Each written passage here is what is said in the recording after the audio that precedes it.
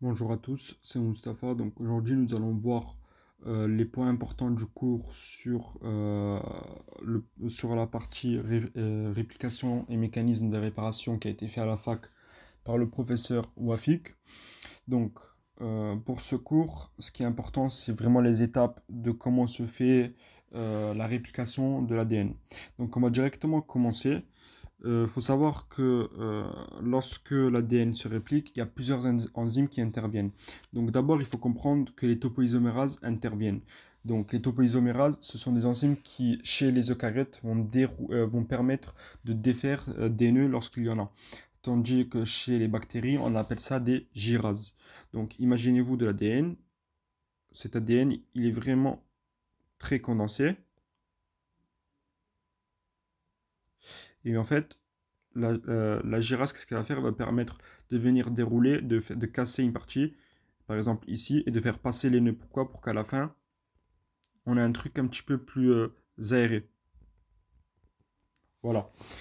Une fois que cela a été fait, euh, la première enzyme à proprement dit qui va venir jouer, enfin qui va permettre de casser les liaisons entre les deux brins, ça va être les hélicases. Donc en fait, il faut s'imaginer que là, entre les brins, il y a des liaisons. Et en fait, les hélicases elles vont venir là et elles vont tout défaire. Ok. Et en fait, il va y avoir deux hélicases, une pour chaque brin. Donc on va se retrouver avec deux, euh, deux monobrins. Donc là, on s'imagine que le brin, il est entier.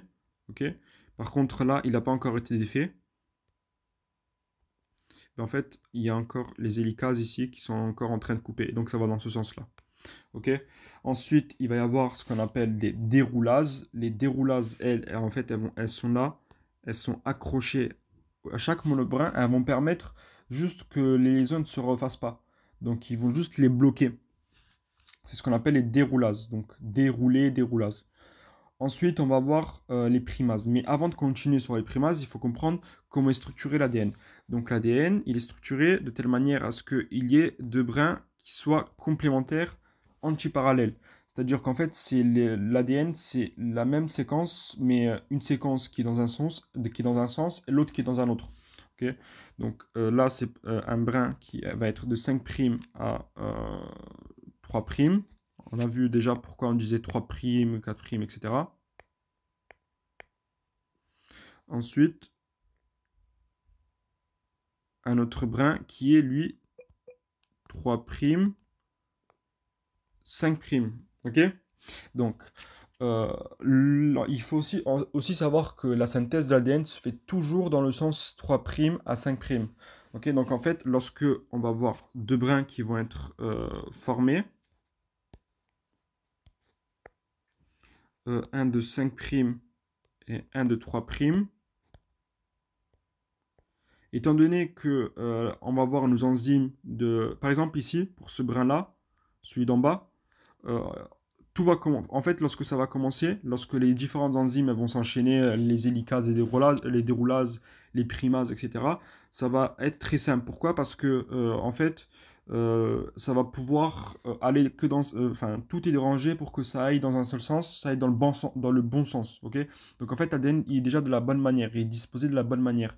Mais étant donné que la réplication, elle se fait toujours, étant donné que les enzymes, elles sont regroupées, et qu'en fait, ça ne peut pas se faire ici dans un sens et là dans un autre, genre, on peut pas s'imaginer qu'il y ait deux complexes qui produisent de chaque côté. En fait, il y a un seul complexe et il faut qu'on s'arrange pour qu'on trouve un moyen pour faire en sorte que le brin qui soit 5', 3' devienne 3', 5'. Et donc, qu'est-ce qu'on fait? En fait, il faut savoir que l'ADN, lorsqu'il est produit, donc, ici, vous avez le 3' qui est lui normal. Ok. Euh, Tandis que le 5', en fait, il va venir, là, ici, le 5', il va venir s'enrouler.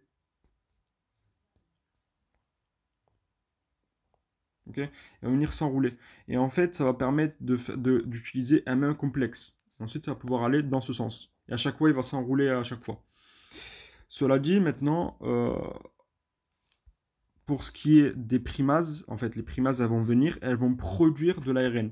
Donc, sur l'ADN qui est 3', l'ARN, il va venir et donner le complémentaire. Donc, en fait, ça va former ça. Ça va former juste un socle sur lequel partir. Ensuite, il va y avoir ce qu'on appelle l'ADN polymérase. Donc, on va changer de couleur pour que ça fasse un truc plus harmonieux. Mais en gros, ça, en rouge, c'est l'ARN qui est produit par la primase. Ensuite, il va y avoir l'ADN polymérase 1. L'ADN polymérase 1 qui va donner le reste des nucléotides par rapport au brin. En fait, ça va être complémentaire.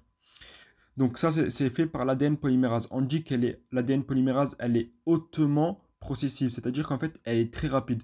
Elle peut coller des milliers de nucléotides par minute. Et aussi, elle a une deuxième activité, c'est qu'elle est exonucléasique 3', 5'. C'est-à-dire qu'en fait, elle peut corriger si elle fait une erreur. Mais que dans le sens 3', 5', ok? C'est-à-dire que dans ce sens-là. Elle ne peut pas revenir en arrière. Ensuite, lorsque l'ADN polymérase 3 elle a fini de tout polymériser, il va y avoir une troisième enzyme qui, elle, va s'appeler l'ADN polymérase 1. Et elle, en fait, ce qu'elle va faire, c'est qu'elle va dégager ce qu'il y avait ici, là, en ARN. Et elle va venir mettre une séquence ADN à la place. Ça, c'est l'ADN polymérase 1. Et donc, en fait, on va avoir notre brin à la fin qui va être produit. L'ADN polymérase 1, elle a 3 activités. Donc, elle n'est pas hautement processive. Déjà, c'est la distinction avec, surtout la distinction avec l'ADN polymérase 3. Mais c'est quoi les 3 activités? C'est qu'elle est exonucléase 3', 5'. Donc, en fait, elle peut corriger dans ce sens.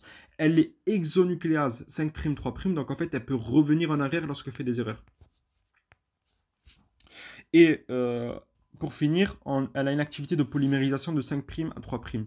Il faut juste comprendre un truc, c'est que l'ADN polymérase 3 n'a pas d'activité de correction 5', 3'. Pourquoi? Parce qu'en fait, il faut savoir que la plupart des erreurs qui sont faites sur l'ADN, elles sont faites sur la partie initiale, donc ici. Et donc c'est pour ça que la partie de l'ADN qui compte le plus d'erreurs, c'est la partie en violet. Et donc c'est pour ça que l'enzyme ADN polymérase 1, elle peut revenir en arrière parce que elle, c'est sûr qu'il va y avoir des erreurs lorsqu'elle va faire son travail. Ça, c'était pour le brin sens. Donc le brin 3', 5'. Ensuite, il va y avoir pour le brin antisens qui lui est numéroté de 5' à 3'. Il va y avoir ça va être presque pareil, mais la différence qu'en fait, ça va être coupé, on va dire.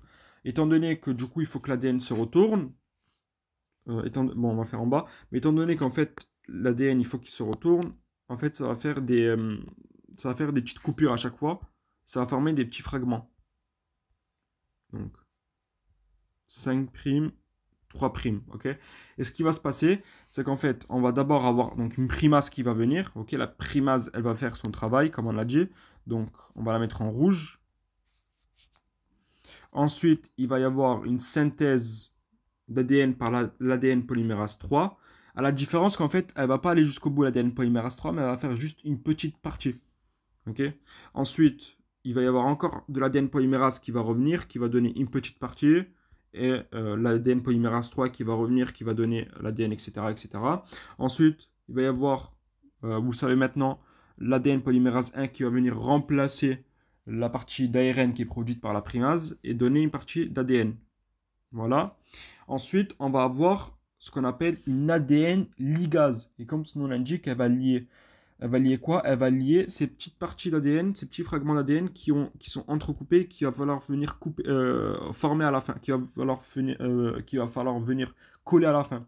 Et en fait, ces fragments-là, là, tout ça, on appelle ça des fragments d'Okazaki. Et l'ADN ligase, elle va pouvoir permettre de lier ces fragments-là pour donner un brin complet à la fin. Ça, c'est chez les prokaryotes. Okay. Chez les eucaryotes, ce qui se passe, c'est qu'on ne va pas avoir tous ces noms-là. On ne va pas avoir tous ces noms d'ADN polymérase 1, etc. On va avoir les noms d'ADN polymérase alpha, gamma et epsilon, ok? Donc c'est ça, cette partie-là qui est un petit peu compliquée à comprendre. Pourquoi? Parce que dans le cours, c'est pas dit directement, mais en fait, c'est comme ça. La seule différence, c'est que du coup, vous allez avoir votre ADN, du coup, chez les eucaryotes, toujours deux brins, ok? Nous, on a deux brins d'ADN, donc 5', 3' et 3', 5'. Voilà, enfin, là, c'est un 3. Donc, vous allez avoir, premier complexe, le complexe ADN polymérase alpha. Cet ADN polymérase alpha, c'est un tétramère. Donc, en fait, il est fait de 4 parties. Deux premières parties qui vont produire les amorces ARN, donc en rouge. Voilà. Ensuite, vous allez avoir une partie, toujours dans l'ADN polymérase alpha, qui va produire une petite partie d'ADN. Ok. Et ça, c'est juste une petite partie. Ok. C'est pas rapide. Ok, donc il va falloir trouver un moyen pour aller plus rapidement. Et c'est quoi le moyen? Ben, en fait, l'ADN polymérase alpha, il va être remplacé. Il va être remplacé par quoi? Il va être remplacé par l'ADN polymérase gamma et epsilon. Donc ils vont venir et ils vont prendre le relais. Et ils vont continuer de produire le reste de l'ADN. Voilà. À noter que l'ADN polymérase, qui est l'ADN polymérase epsilon, il va pouvoir revenir en arrière. C'est-à-dire que l'ADN polymérase epsilon, lui, lorsqu'il va se rendre compte que, par exemple, hein, je dis un exemple, mais ici, là, je sais pas, ici, à la place d'avoir un A, on a un T.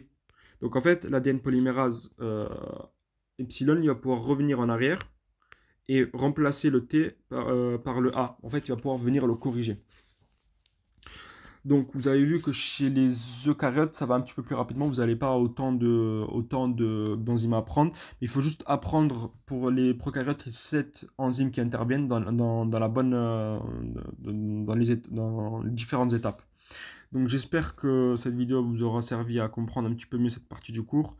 Bon courage à vous et bonne soirée.